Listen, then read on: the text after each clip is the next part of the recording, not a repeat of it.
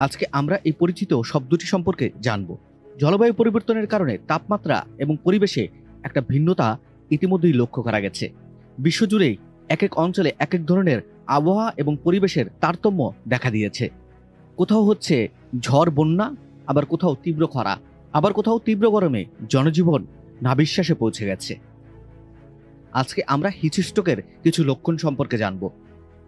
এটা আমাদের এজন্যই জানা প্রয়োজন যে আমরা হিটস্ট্রোক থেকে বাঁচতে কি কি কাজ করতে পারি এবং হিটস্ট্রোক হলে আপনার লক্ষণগুলোই বা কি কি দেখা দিতে পারে শরীরে। চারিদিকে বাড়ছে গরম, সঙ্গে বাড়ছে হিটস্ট্রোক বা সানস্ট্রোকের ঝুঁকি।